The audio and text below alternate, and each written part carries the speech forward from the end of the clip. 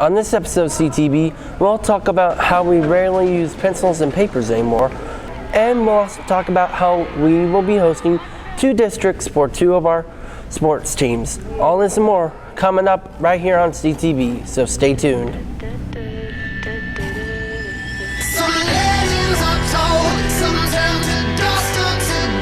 But you will remember me for centuries. Just one mistake is all it will take. We'll go down in history. Remember me for centuries. Welcome, Bears. I'm John Mars Nerd. I was just playing my phone. Technology is a big part of everyday life now, and it's becoming a bigger part of William Chrisman. Many things have gone from paper to screen, and many schools all over the country are starting to introduce more schoolwork online. I think that when you put more and more coursework on computers, it's really helpful for students because it makes it more accessible besides just in the 4 walls of the classroom. A student who's absent can get caught up a lot easier. People who are on field trips can see what they missed. Students who need a little bit of extra time can have their classroom time and then extend that learning outside the school day because it's accessible to them. I like it because it's easier to get your work done. I feel like the new technology changes are great because they make everything easier, just everything. It's better than not having technology. Everybody has technology nowadays, and it's just making life easier. I think schools have shifted more into technology because it's easier to access for students and teachers, and easier for students to turn assignments and teachers to grade their work. I find everything online pretty much being easier than paper because with paper you get all tired and your hand hurts. Although many students are for these changes, not everyone is. I don't like everything being online because 1, I don't have a computer at home, and 2, most of the apps that they want me to download require internet, and I don't have that all the time. And plus, they're hard to work from a phone. You need to see the full website and stuff like that. The teachers are getting lazy. They don't want to have to grade the work. They want to get the computers to grade it for them. So the question rises, will students lose the ability to have good handwriting, and will they also lose the ability to be able to spell? I don't think so. They may learn to do it differently. Our skills need to adapt depending on the technology at hand and the way the world works. Yeah, definitely, because everything with the spell check that the computers have, people misspell words, and then all they gotta do is just right click and the words are right. It's gonna start affecting people's communication skills. Yes, because so much students will be spending time typing instead of writing, that they're gonna forget the feeling of actually having to write with their pencils and stuff. I think it'll help more on spelling because autocorrect. Well, I believe that kids could learn how to write maybe better because with the autocorrects that are now on everywhere, you type, you text, and autocorrects pop up, and you're like, oh, I should have known that.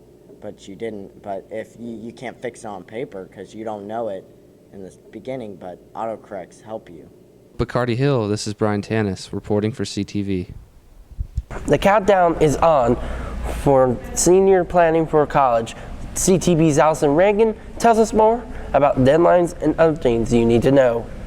While most college applications aren't due until next summer, you should be narrowing down your college choices because if you want to assure yourself a spot, you have to apply early. Some seniors we talked to already decided where they want to go. I plan on going to Northwest Missouri State. I'm going to Emporia State University. I plan to either go to the University of Missouri or to Northwest Missouri State. I'm planning on going to UCM. They even know why they want to go there. It's a smaller campus. They're more willing to work with me. They'll call me to see if I have any questions, and they're just more inviting. I want to be a teacher, and when Emporia was started, it was a college for teachers. I like the campus. It was my first choice. Since I want to go into nursing, it had a good nursing program. You have to meet certain requirements to be able to attend some schools. You have to have good grades and a good ACT score. You had to have at least like a 23 on your ACT. It's like 23 on your ACT or top 22% of your class with a good GPA.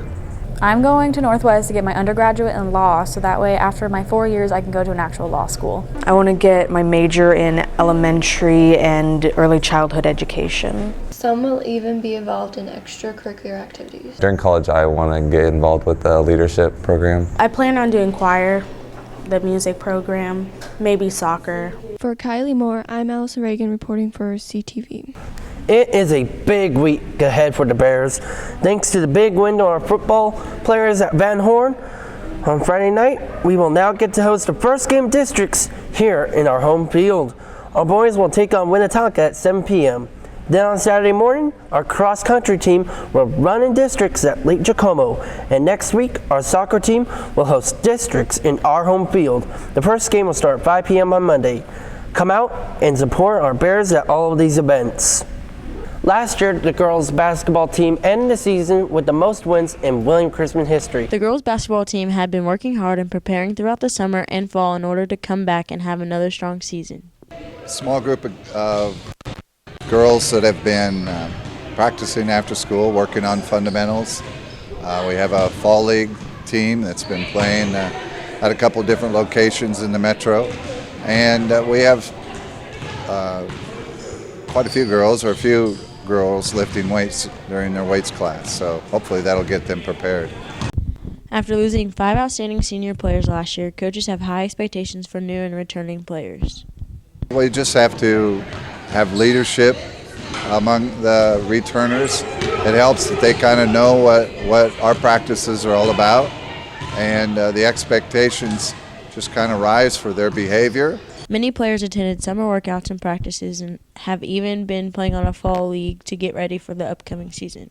How we've been preparing for the season, we've been doing a lot of workouts Tuesday through Thursday, and we go after school. We usually do conditioning, weights, and then on Sundays we have a fall league at Truman. November 2nd is the official first day of the season, and both coaches and players are excited for it to begin.